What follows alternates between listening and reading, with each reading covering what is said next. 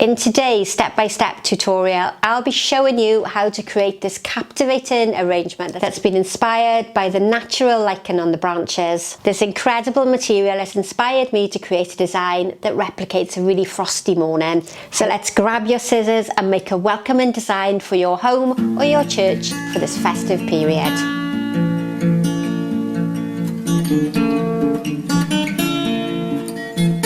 Welcome back to today's tutorial. Now we're going all whites and frosty greys today, and I'm creating a front facing design that would sit beautifully on the altar or a table inside the church, or would look as equally impressive in the hallway at home. I have a choice of two containers. My original plan was to go with the smaller one, but realising how thick my greenery is, I'm now contemplating should I go with a larger container instead. So this is a Nordman Pine, and you might be able to see that it's a really lovely green on one side, but it's a beautiful textured grey on the opposite. And I think I'm going to use it on the reverse side, so my grey tones are going to work really well alongside my crisp whites. If you think about it, it's a really big chunky stem, and I'm thinking that once I've cut it down and I've tried to force it into the foam of the smaller container, it's not going to quite work. So I'm going to upscale and go a little bit larger for today's arrangement. So lots of the videos I'm doing for the channel at the moment are using floral foam. There are videos on the channel which are using wire netting instead of the single-use plastic, and I'll be filming some new tutorials for this Christmas as well. So keep looking out and you'll find them linked in the playlist under Natural Mechanics if you want to look for lots of ideas. Now today's design is going to be fairly tall. I'm going to have a substantial piece of floral foam to hold all my flowers into place. And what I need to consider is, am I going lengthways or am I going to go sideways? And I think I'm going to go sideways because it is quite a large design that I'm going to create. What I'm thinking is that if I just take a little bit of the edge of the foam away, so just take off the corner slightly, I'm going to be able to fit it into my container. Now this container is a fairly new purchase from Oasis Floral.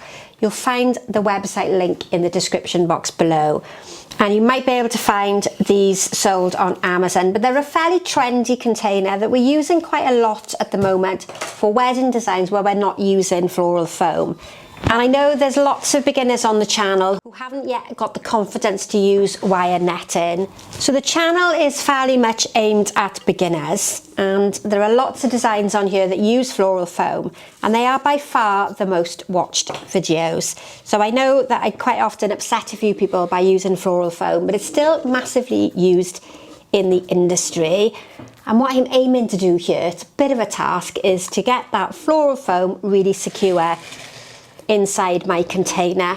Now I would at this stage, if I was transporting this, add some floral tape over to the top, but I've just washed the container. If you can notice, I'm a little bit disappointed. I've got some staining visible on the base of the container.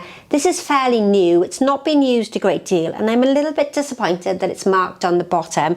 So I have been trying to wash it. That means that the container is quite wet, and this really is a good tip for you beginners.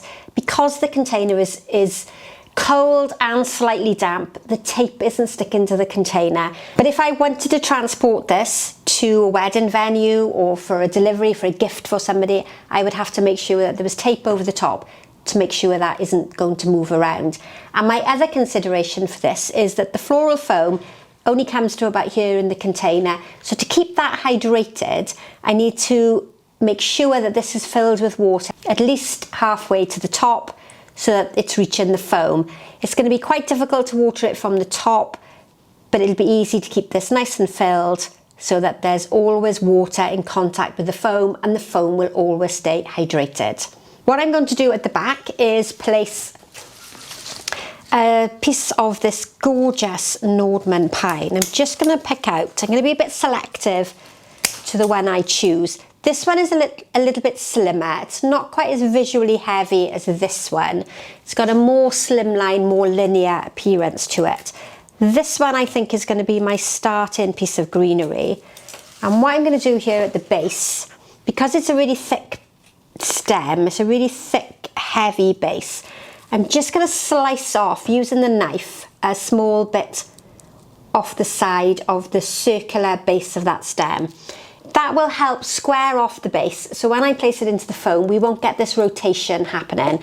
So if you've got a very woody stem, cutting it at an angle opens up more surface area for it to take up water, but it's also going to give me the added advantage of preventing it from spinning around. So if you don't learn anything from this video, that little tip hopefully will prevent anything from moving around. And what I'm going to do is to create a sort of almost like a parallel placement in my design. If we think about it, I'm set back in the foam, I'm slightly leaning backwards to make it a bit more natural rather than really straight and quite regimented. I've got enough room at the back there to place in a little bit more greenery to give the design a bit of depth and add some weight to the back. Sometimes I do that at the end, but I've remembered to do it early on today, so we'll get that done out of the way. And this is a sort of parallel arrangement. So traditional flower arranging tends to be radial, and we radiate away from a centre point. If you're studying floristry or floral design, you also learn about parallel placements, and this is similar to what I'm going to do here. So everything comes from its own place in the foam. It doesn't radiate away from the centre point, and give me a little bit of contrast in colour and texture. This isn't grey, as I mentioned in the very beginning, but this is a lovely piece of Italian Ruscus. And on the opposite side to my placement of the Nordman Pine, I've gone slightly taller with a really elegant piece of the Italian Ruscus, or the florist Ruscus. And that basically has given me the height of the arrangement. Now I'm going to bring my material slightly lower down to the bottom, and I'm going to introduce a garden greenery called Hebe. This is a gorgeous grey toned Hebe. This is from my garden, and I quite often keep a small selection of Hebes growing in the garden because they work really well in buttonholes. And you know what I've gone and done? I did originally say that I was putting that in backwards so you can see the grey, and I've gone and put it in the wrong way. So let's just quickly turn that around, otherwise you're all going to be shouting at the screen and saying, Sharon, what are you doing? Just like I prepared earlier, I'm now facing the greenery the right way. And the reason for me facing it the opposite way is because it picks up on the colour of this lovely Hebe so well.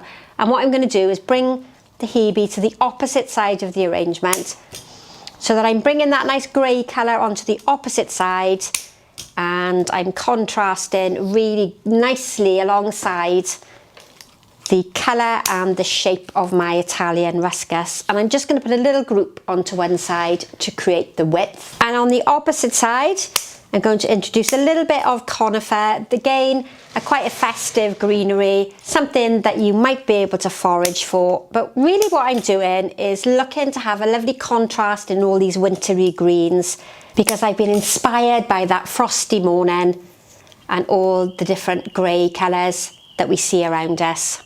Then across the front, I'm going to bring in, upside down this time, some of the Nordman Pine, which is going to give me a lovely bit of colour across the front. Now, I didn't raise the floral foam up too high at the front, so there's not a huge amount of room for me to bring any angled material down. So this is coming out quite straight and quite severe. But what I don't want to do, I don't think, for this arrangement, is hide this really lovely container. It wasn't the cheapest of container. It's a fairly trending container, and I don't want to hide it with lots of different types of greenery. But had I raised the foam up slightly higher, I could have angled my material down towards the front. Now, the main inspiration for today's arrangement was this gorgeous Lichenised branch that I found while I was out walking.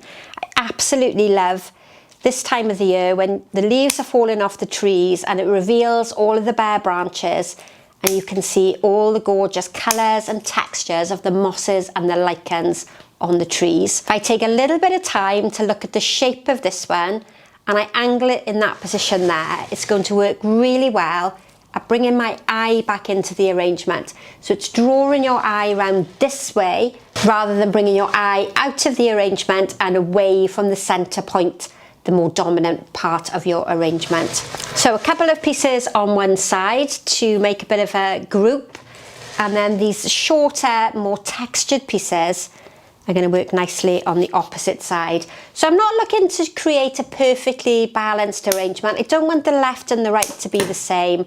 I'm just making use of these amazing pieces that I've been able to forage for.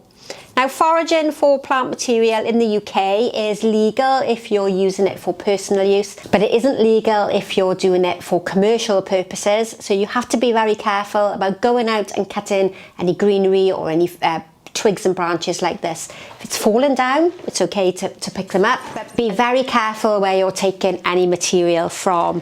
Now we've got a slight curve starting to take place, and what I'm going to do here is elevate the height on one side just alongside where I have the Ruscus with some of the white Chincherinchee. Now this is one of my favourite flowers.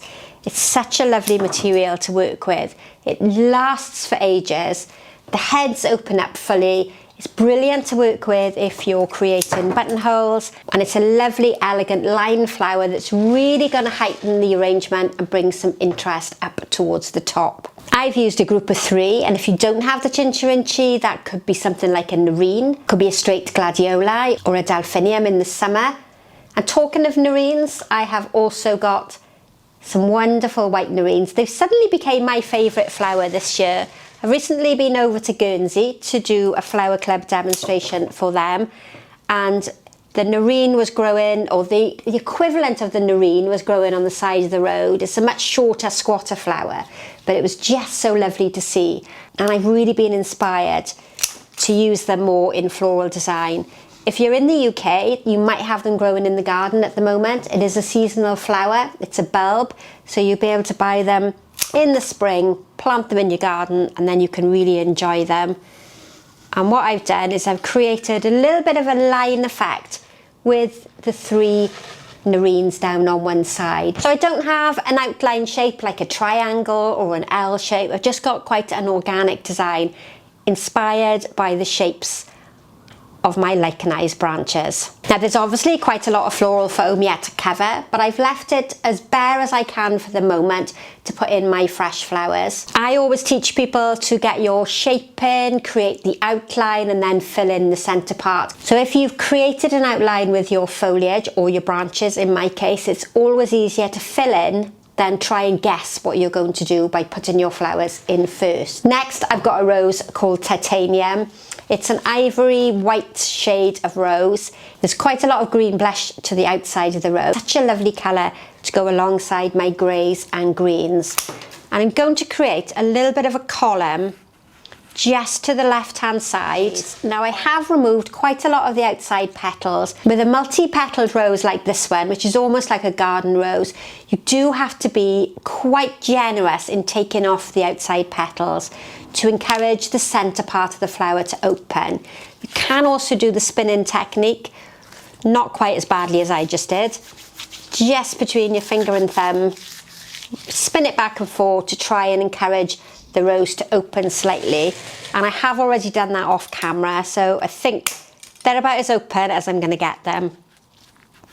And I'm just going to continue that staggered sort of line to the left hand side of my flower arrangement. Now this could be any single flower, it doesn't have to be a rose, it could be carnation or a gerbera. And if you're struggling to understand the rules of floral design, we look to use round flowers, line flowers and transitional flowers, which is something like the next flower that I'm going to be using. And if you don't understand the elements and principles of design, look in the description box. There's a link there to the website where you can purchase a downloadable PDF guide, which will help you understand the elements and principles of design. Now the style of this arrangement has a little bit of a modern feel to it, although my container is inspired by bygone, more vintage style containers. But it's quite versatile because it takes a modern design and something fairly traditional. And I'm just using a Euphorbia. This is related to the red poinsettias that we have at Christmas. You need to be a little bit careful when you're working with it because it is an irritant, and it does have the white sap that will exude from it when you cut the stem or take away any of the leaves. But this is a spray version. It's got lovely arching branches, and it's going to sit really nicely at the front of my container to bring a nice texture and a nice colour, but without being too imposing and hiding the front of my container. Now, experience tells me when I'm editing the videos that quite often from where you're looking at the design, it looks like it's completely finished, but from where I'm sitting, I can still see quite a lot of the floral foam. I'm going to add a little bit more of this lovely Nordman Pine at the back, and then I'm going to fill in between to make sure all of my floral foam is covered.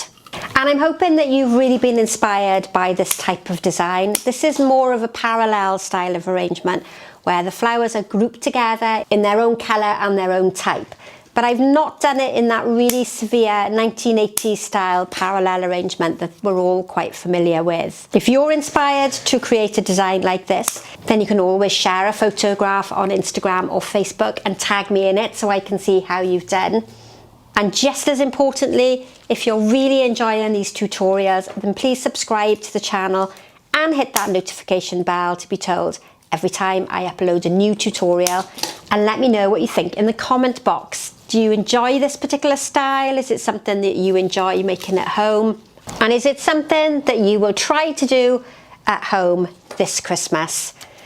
I think we're on our final piece of greenery towards the front. Remember that Nordman Pine can be used on the green side or the grey side. There's definitely no right or wrong. And I hope you've enjoyed my interpretation of a frosty morning. I often get asked, where does my inspiration come from? And sometimes it can be a photograph in a magazine. It can be something I found while I'm out walking, or it can be a new flower or a new colour that I've seen at the floral market. So let me know what inspires you, and I'll see you very soon for the next video. Bye for now.